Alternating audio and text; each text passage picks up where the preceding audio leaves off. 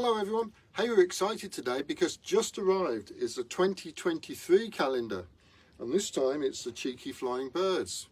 Gosh, what a lot of work it was to make these mosaics, quite complicated.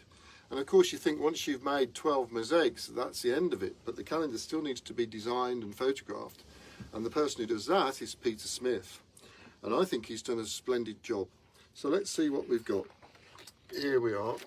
Here are the Parliament of Flying Owls. Nice big images.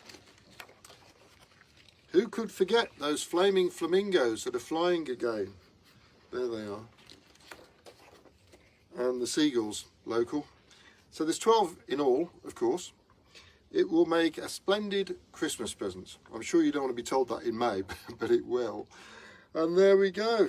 Buy yours now to avoid disappointment. That's what they say, isn't it?